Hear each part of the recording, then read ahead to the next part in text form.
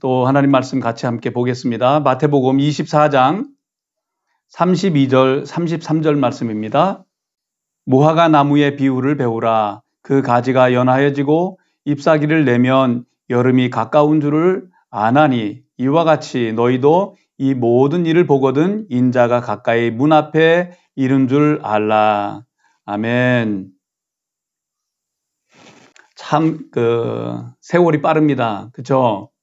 2021년도도 벌써 시작한 지가 반달이 지나갔습니다. 우리에게 주시는 이 하루하루의 날들은 하나님이 주신 정말 특별한 선물입니다. 이 하루하루의 삶을 잘 사는 것이 얼마나 소중한지 모릅니다. 우리 주일 학생들이나 우리 중고등부 하람공동체 학생들은 우리 하루의 중요성을 잘 모를 수도 있을 거예요. 그래서 그 하루를 의미 없이 그냥 보내버리려고 생각할 때도 있을 거예요. 그렇게 하시면 안 됩니다. 왜냐하면 하루 24시간 아침이 되고 또 저녁이 되는 것은 그것은 1년의 축소판이고 그것은 인생의 축소판이에요.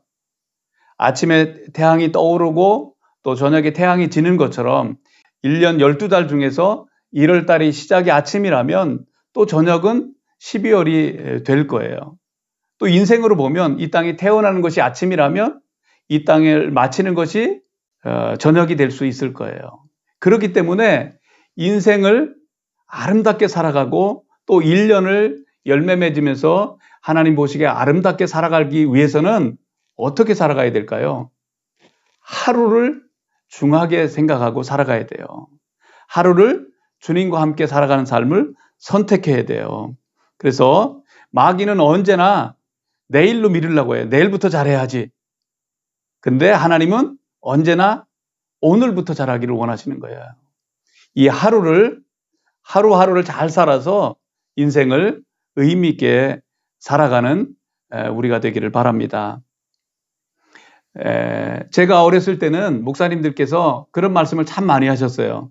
지금은 말세지 말이다.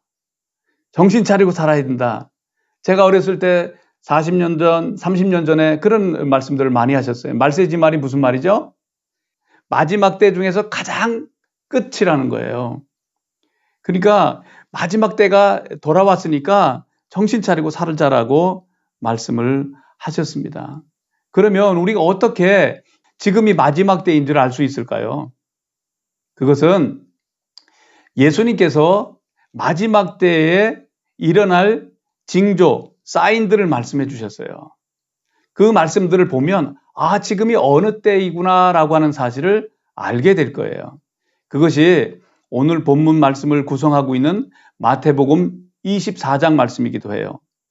그래서 그 말씀들을 보다 보면 지금이 정말 마지막 때이구나 라고 하는 사실들을 알아갈 수가 있는 거예요.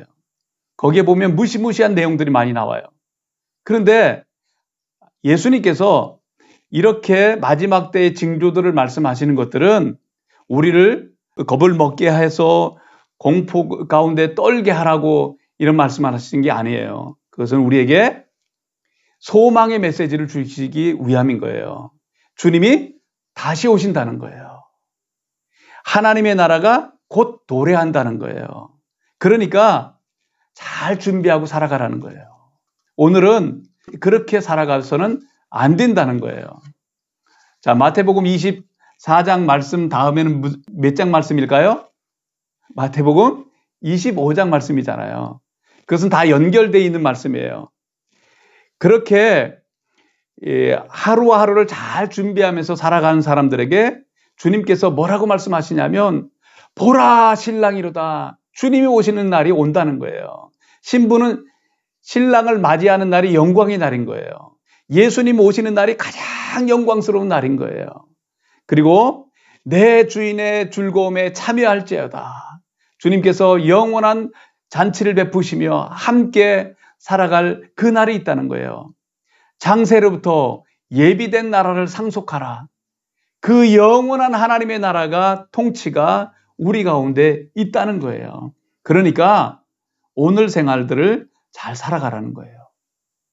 자, 그러면 예수님께서 마태복음 24장에서 마지막 때에 일어날 사인들을 여러 가지로 말씀하셨어요. 하나하나 구체적으로 보면 몇 가지가 나오냐면 한 22가지 정도가 나옵니다. 그런데 이것을 간단하게 6가지로 묶어서 말씀을 나눠보려고 해요. 먼저 첫 번째로는 마지막 때는 거짓 그리스도가 출현한대요. 내가 예수님이야, 내가 하나님이야 라고 말하는 사람이 나타난다는 거예요. 그런데 그거 아세요? 우리 대한민국에만 해도 자기가 하나님이라고 하는 사람이 20명이 넘는데요. 그리고 자기가 예수님이라고 성령님이라고 말하는 사람들이 50명이 넘는데요. 아니 그렇게 말하는데 내가 예수님이야 내가 하나님이야 라고 말하는데도 불구하고 믿을 사람이 어디 있어? 라고 생각하시죠? 그런데 종교의 영이 꽉 묶고 있기 때문에 이만희 신천지나 아니면 정명석 이런 사람들 따르는 사람들부터 수십만이 따라요. 그것도 지식인들이 따라요. 젊은이들이 따라가고 있는 거예요. 이것이 마지막 때의 징조 가운데 하나인 거예요. 두 번째로는 마지막 때가 되면 민족과 나라들 간의 싸움과 분쟁이 일어난다는 거예요. 인류의 역사는 전쟁의 역사라고 말을 해도 과언이 아니에요. 그런데 20세기 후반에 일어난 전쟁들은 그 이전에 수많은 시간들 동안 일어났던 전쟁보다 적어도 8배 이상이 많다는 거예요. 그리고 세 번째로는 마지막 때에 대한 사인은 기근과 지진이 있다라고 마태복음 24장 6절에서 8절에서 말씀하고 있다고요. 뭐가 있다고요? 기근과 지진. 그리고 누가복음 21장도 역시 예수님께서 마지막 날에 일어날 일들을 말씀하고 있는데 거기에서 보면 곳곳에 큰 지진과 기근과 전염병이 있겠고 또 무서운 일과 하늘로부터 큰 징조가 있으리라. 지진이 나타나고 기근과 전염병이 돈다는 거예요. 인류 역사 가운데 전염병이 없었을 때는 없었을 거예요. 그런데 앞으로 나타나는 그것은 전염병이 크게 확산된다는 거예요. 지금 코로나로 인해서 온 세계가 고통하고 있습니다. 이것도 마지막 때의 사인인 거예요. 너무너무 많은 사람들이 고통하고 있고 많은 사람들이 죽어가고 있어요. 그 외에 또 전염병은 너무너무 많습니다. 적어도 하루에 5만 명 이상이 세계 인구의 5만 명 이상이 전염병으로 죽어가고 있다라고 말합니다. 기근도 어떻습니까? 지금 21세기를 살아가는 우리들에게도 전체 인구의 9%는 아주 만성적인 굶주림에 지금 시달린다라고 말합니다. 지진은 어때요? 수많은 지진들이 계속해서 일어나고 있습니다. 인도네시아 수마트라 섬을 중심으로 일어났던 그 지진으로 말미암아서 23만이라고 하는 많은 생명들이 죽어갔습니다. 일본의 후쿠시마 쓰나미도 3만 명 이상이 생명을 잃었습니다. 이런 것들을 보면서 주님이 말씀하신 그 때가 다가오고 있구나 하는 것을 알 수가 있는 거예요. 네 번째로 마지막 때의 사인들을 말씀하실 때 성도들을 그리스도인들을 향한 박해가 있고 또 거짓 사꾼 목자들이 등장한다는 거예요. 목사인데 그렇지 않은 생명이 없는 자기의 영광을 구하는 그런 사람들이 나타날 수 있다는 거예요. 다섯 번째로는 마지막 때의 사인 가운데 하나는 불법이 성하고 사랑이 식어져 간다라고 말씀하고 있어요. 온통 무법천지인 거예요. 미국도 민주주의의 꽃을 피워가고 있는 나라 가운데 하나라고 했는데 얼마 전에 엄청난 무법천지의 상황을 우리는 직면했습니다. 그리고 사랑이 식어져 간다라고 말씀하고 있는 거예요. 매일 뉴스를 보면 반인륜적인 이 범죄들이 얼마나 많이 일어난지 몰라요. 지난 한 주간 우리 대한민국을 떠들썩하게 했던 뉴스 가운데 하나가 정인이 사건이지 않습니까?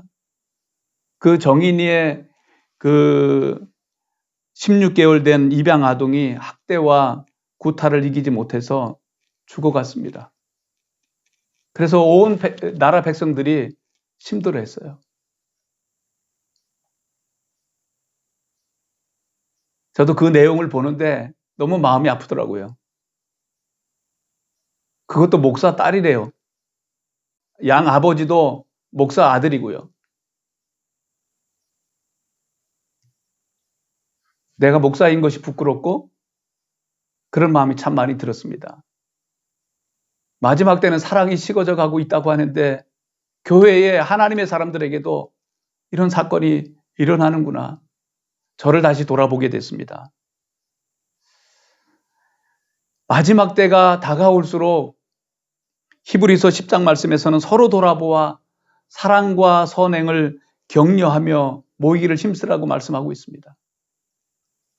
2021년도 서로 돌아보고 사랑과 선행을 격려하십시다. 정죄하고 판단하고 저주하지 마십시다. 우리 입에는 언제나 하나님의 사랑으로, 마지막 때는 사랑이 식어져 가고 있습니다. 이 한 해 동안 더 주님을 사랑함으로 그 사랑을 표현하는 한 해가 되십시다. 마지막 6번째로는 마지막 때에 쌓인 가운데 하나는 천국 복음이, 마태복음 24장 14절입니다. 이 천국 복음이 모든 민족에게 증거되기 위하여 온 세상에 전파되리니 그제야 끝이 오리라. 이 복음이 온 민족 가운데 증거된다는 거예요. 그래야 끝이 오는 거예요. 여러분들 그거 아세요? 전 세계에 17,400 민족 종족이 살고 있는 거예요. 한 나라에도 문화와 언어가 다른 그런 종족들이 수많이 살아가고 있습니다. 인도네시아 같은 데도 여러 종족들이 모여 살고 있습니다. 그런데 지금 아직도 복음을 듣지 못한 민족들이 얼마가 있는 줄 아세요? 거의 복음이 전해지지 않은 종족을 갖다 표현할 때는 전방 미던조 종족이라고 말해요. 그런데 이런 사람들에게 이런 종족이 아직도 얼마가 되느냐 하면 5천 종족이 남아있다고 말해요. 이들 가운데 이 복음이 증거되지 않으면 아무리 주 예수여 어서 오십시오라고 외쳐도 예수님 오실 수가 없어요. 왜냐하면 이 천국 복음이 모든 민족에게 전달될 때 예수님 오시기 때문에 그렇습니다. 그런데 제가 선교 훈련을 받을 때만 해도 18년 전쯤 됐을 거예요. 그때 미던조 종족이, 복음을 듣지 못한 미던조 종족이 12,000 정도 된다라고 말했어요. 그런데 한 20여 년 가까이 지나니까 5천 종족밖에 안 남은 거예요. 급속도로 복음이 확산되고 있는 거예요. 이 마지막 때는 환란도 있지만 동시에 큰 대추수의 부흥이 있는 거예요.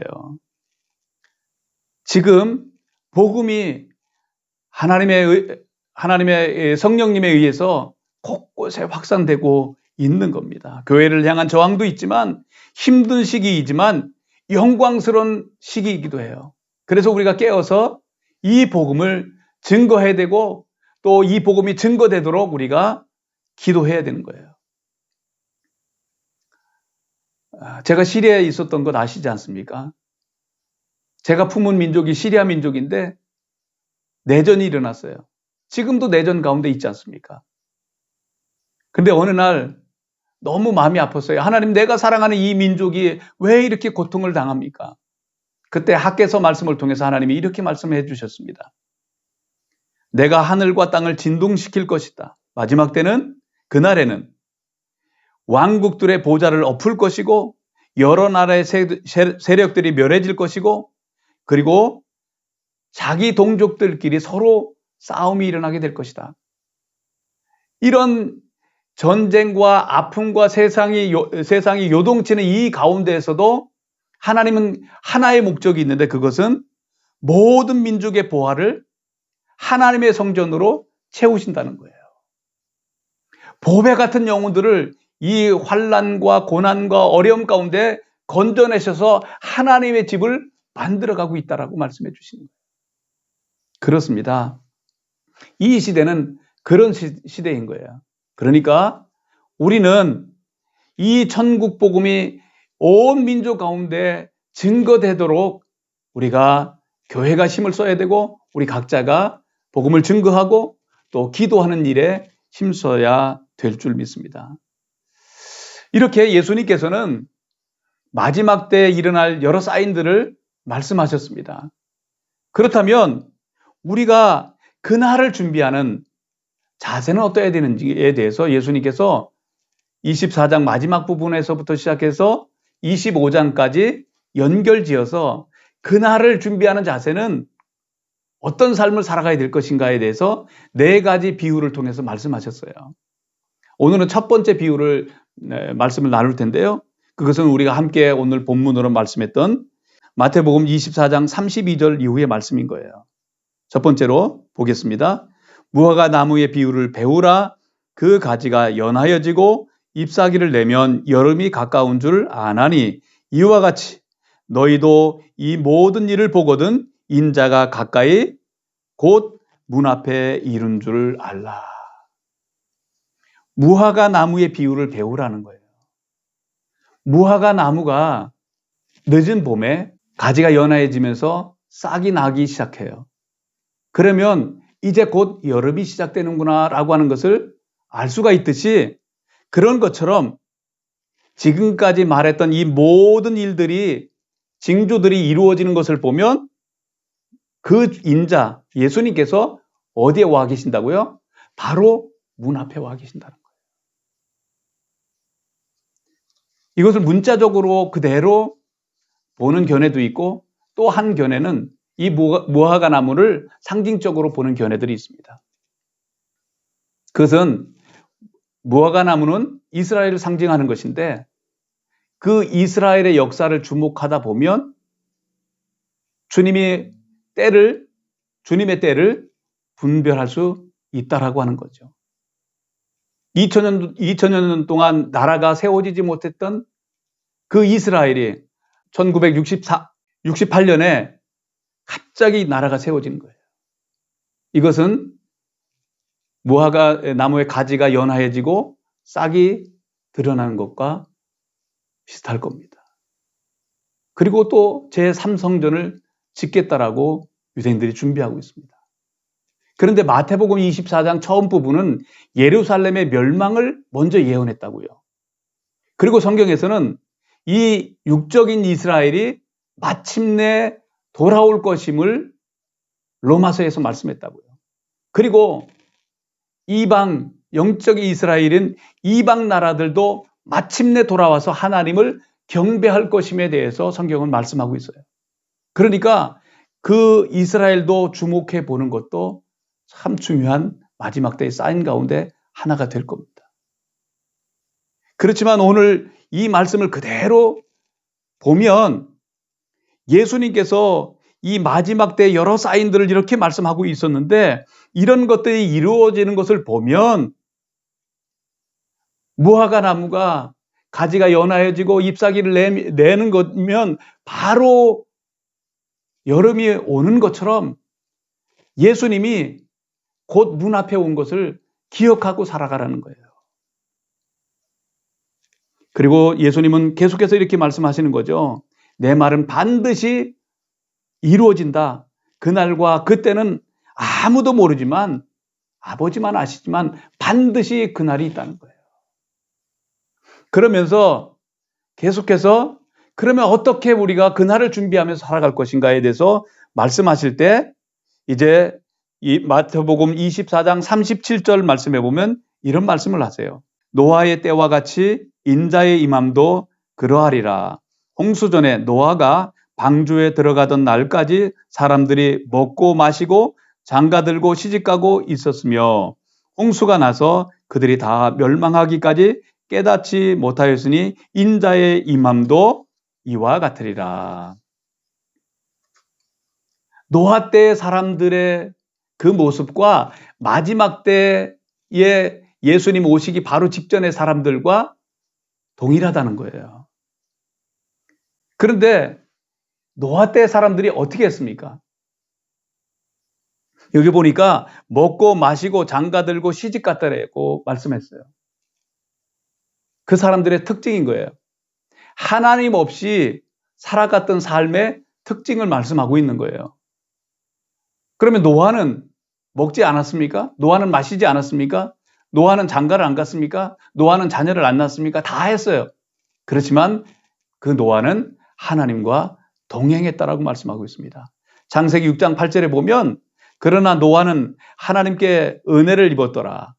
노아는 의인이요 당대의 완전한 자라. 그가 하나님과 어떻게 했다고요? 동행하였다라고 말씀했어요. 똑같은 삶의 같은 시대를 살아가고 있는데 노아는 하나님과 동행했다라고 말씀하고 있는 거예요. 동행했다라고 하는 말은 할라크라고 하는 말인데 친밀하게 함께 걷는다는 거예요. 누구와? 하나님과 함께 친밀한 가운데 살아간다는 거예요. 노아 때의 사람들은 주님과 동행하지 않았습니다. 세상이 가까웠습니다. 동행은 목적지가 있는 거예요. 이 비전이에요. 우리는 하나님의 나라를 향해서 가고 있습니다. 그리고 동행은 한 발자국 한 발자국 친밀함 속에 걷는 거예요. 부부가 한 방향 한 목적을 향해서 하루하루 살아가는 것처럼. 그런데 친밀하지 않으면 서로 헤어지는 거예요. 이혼이 얼마나 많은지 너무 안타까워요. 친밀함이 없어서 그래요. 우리가 주님과 동행한다고 하는 것은 날마다 이렇게 목자이신 주님의 말씀을 따라서 한 걸음 한 걸음 순종하며 살아가는 것이 뭐라고요? 동행이라는 거예요. 비전만이 중요한 게 아니에요. 비전도 중요해요. 더 중요한 것은 하루하루를 주님의 말씀을 따라서 한 걸음 한 걸음 살아가는 것이 너무 소중한 거예요. 하루를 잘 살아야 될 거예요.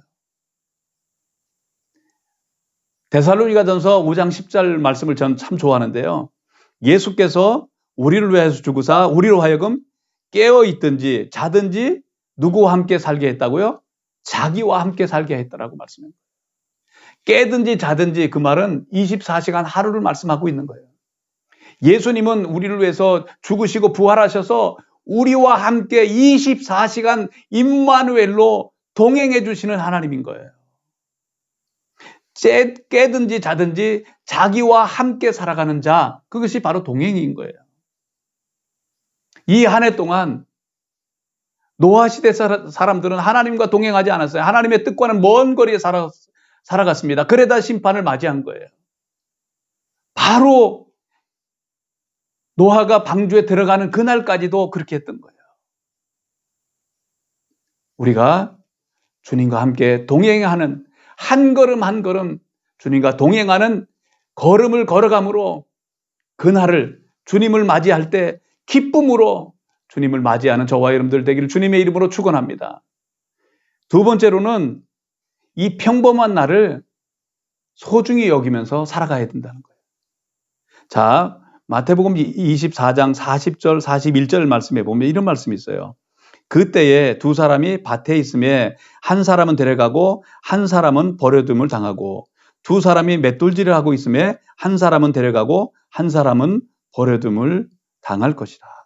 누가복음 17장 34절에는 또 이렇게 말씀합니다. 그 밤에 둘이 한 자리에 누워 있음에 하나는 데려감을 얻고 하나는 남겨짐을 당한다라고 말씀했습니다. 자, 여기 보세요. 여기 말씀에 보면 두 사람이 함께 밭에 있는 거예요. 그런데 한 사람은 주님이 오시는 날 들림을 받았습니다. 그런데 한 사람은 그대로 남아 있어요. 그리고 두 사람이 함께 맷돌을 갈고 있어요. 두 사람이 함께 잠을 자고 있는 거예요. 예수 믿는다고 해서 맷돌을 안 갑니까? 우리 일상생활을 안 합니까? 부엌에서 일 안 합니까? 똑같이 일하는 거예요. 밭에 가서 일하지 않습니까? 예수 믿는 사람들도. 그래서 회사 나가는 거예요. 예수님 곧 오시니까 회사고 뭐고 다 때려치고 기도원에 들어가서 예수님 오시면 맞이하자. 이건 아닌 거예요. 그때까지 그렇게 하는 거예요. 잠자는 건 평범한 삶이에요. 맷돌 가는 것도 평범한 삶인 거예요. 그리고 밭에서 일하는 것도 평범한 삶인 거예요.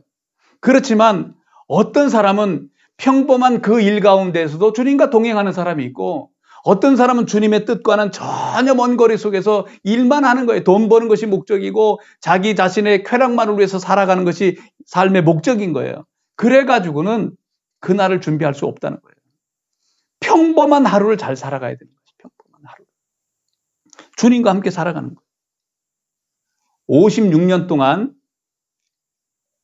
아프리카에서 복음을 증거했던 아주 유명한 리빙스톤이라고 하는 선교사님이 계세요. 그분이 83세에 노년이 돼서 젊은이들 앞에서 이렇게 말을 합니다. 전혀 다른 사고와 언어와 문화를 가진 사람들과 함께 내가 온 많은 시간을 아프리카의 땅에서 보냈는데, 그때 그렇게 할 수 있었던 것은 한 말씀이 있었다. 이 세상 끝날까지 내가 너와 함께 한다라고 하는 이 말씀을 붙들었고, 주님은 나와 함께 했다는 겁니다. 우리의 평범한 생활 가운데서도 주님과 함께 살아가십시다. 오늘은 별일 없으니까 유튜브에 다 빠져 몰빵하지 마십시오. 특별한 거 학교에서 오늘 학교 가지 않았기 때문에 온통 오락에 빠져 있지 마십시오. 제발 좀 하나님이 주신 이 하루의 시간들을 소중하게 생각하십시오. 제가 젊었을 때 읽은 책 가운데 하나가 하나님의 임재 연습이라는 책이 있습니다. 아주 유명한 기독교의 고전 가운데 하나예요. 브라더 로렌스 형제가 쓴 책이에요. 근데 이 책에 보면 그는 평범한 삶을 살아가요. 프랑스의 카르멜이라고 한 수도원에 들어가서 부엌에서 일을 해요. 부엌에서 일을 하는데 그는 그 부엌 안에서 일을 하면서 하나님의 임재의 달콤함을 날마다 느꼈다는 거예요. 40년 동안 한결같이 그랬다는 거예요. 그는 부엌에서 일할 때 하나님과 대화하면서 일을 했다는 거예요. 일하면서도 늘 하나님을 인식했다는 거예요. 그리고 하나님의 뜻을 찾았다는 거예요. 그는 이렇게 말을 해요. 내가 부엌에서 후라이팬에서 닭은 계란을 엎을 때도 하나님을 사랑하는 마음으로 했다는 거예요. 하나님의 뜻이라고 한다면 지푸라기 하나 건져 올리는 것도 기쁨으로 했다는 거예요. 그렇게 하고 나서 그는 엎드려서 하나님 앞에 기도합니다. 일을 마치고 나면. 그러면 마치 내가 이 세상의 왕이 된 것처럼 그 하나님의 부유하심으로 가득 늘 채워졌다는 거예요. 어떤 사람은 부엌에서 일만 합니다. 이때는 바쁘니까 주님 생각할 것도 없어. 아니에요. 바쁜 일가 가운데서도 주님을 사랑하는 마음으로 주님과 동행을 추구하십시오. 그러면 주님의 임재를 날마다 경험할 수 있을 겁니다. 그러면 하나님 앞에 감사가 넘치는 겁니다. 감격할 수가 있는 겁니다. 그렇게 날마다 평범한 날, 잠자는 것 평범한 삶이고 맷돌 가는 것도 평범한 삶이고 그리고 밭에 나가서 일하는 것도 평범한 삶이지만 깨어서 주님과 함께 살아가는 겁니다. 그러면 그날을 준비하는 겁니다. 그리고 세 번째로는 마태복음 24장 42절 말씀에 보면 깨어있으라고 말씀합니다. 깨어있으면 도둑이 어느 때 들어올 것을 알면 그 주인이 깨어있으면 도둑을 막을 수 있다는 거예요. 이 말은 주님과 함께 기도 가운데서 깨어있으라는 겁니다. 2021년도 시작됐습니다. 주님과의 구체적인 동행을 하기 위해서는 기도의 자리로 나아가야 될 줄 압니다. 말씀의 인도하심을 받아야 될 줄 압니다. 그래서 말씀 앞에 나아가야 되는 거예요. 그래서 우리 교회 성도들은 올 한 해는 적어도 성경 일독을 한 번 정도 했으면 좋겠습니다. 제가 그 프로그램을 이제 공지해 드릴 겁니다. 그래서 하나님의 말씀을 가까이 해야 하나님의 마음을 받을 수가 있고 성령님의 인도하심을 받을 수가 있고 그리고 하나님 앞에 나아가서 기도할 때 우리는 얼마든지 항상 기도하라고 말씀하신 이 말씀을 이루어갈 수 있는 겁니다. 항상 24시간 어떻게 기도하란 말입니까? 너무 힘들지 않습니까? 아니에요. 가능한 겁니다. 이 말은 믿음의 끈을 놓지 말라는 거예요. 잠을 자도 주님 앞에 기도하면서 하나님, 내가 잠을 잡니다. 꿈 가운데도 함께 해주십시오. 내일 깰 때 또 주님을 기억하고 일어나게 해주십시오. 믿음의 끈을 놓지 않는 것이 그 기도예요. 왜냐하면 기도는 하나님 앞에 하나님의 임재 가운데 있는 면전의식이기 때문에 그런 거예요. 날마다 이렇게 한 걸음 한 걸음 기도 가운데 깨어있다 보면 넉넉하게 우리가 이때를 불변할 수가 있는 거예요. 주님 오실 때를. 그리고 마지막으로 깨어서 충성스럽게 섬겨가라고 말씀합니다. 45절 이후의 말씀에 보면 충성되고 지혜 있는 종이 되어 주인에게 그 집 사람들을 맡아 때를 따라 양식을 나눠줄 자가 누구냐? 주인이 올 때에 그 종이 이렇게 하는 것을 보면 그 종이 복이 있으리라. 충성스럽게 지혜로운 종이 되라고 말씀합니다. 때를 따라 양식을 나눠주라고 말씀해요. 영의 양식, 생명의 말씀을 증거하고 나눠줘야 됩니다. 육의 양식도 나눠줘야 됩니다. 주님의 마음을 따라서 섬겨가라는 거예요. 이제 말씀을 마무리하려고 합니다. 2021년도를 시작했습니다. 그런데 예수님께서 마지막 때의 그 사인들을, 징조들을 말씀할 때 그 가운데 하나가 전염병이 있을 것임을 말씀했는데 우리는 지금 코로나로 인해서 온 세계가 고통하고 있는 초유의 사태를 맞이하고 있습니다. 이때는 마지막 때의 사인인 것을 우리가 인식해야 됩니다. 마지막 때를 인식했다고 한다면 주님이 오실 때가 가까워 있다고 하는 사실을 우리가 인식했다고 한다면 우리는 어떻게 살아가야 될까요? 노아처럼 한 걸음 한 걸음 주님의 말씀에 순종하며 동행하기를 원하시는 거예요. 그러면 영생의 삶으로 나아가는 삶인 겁니다.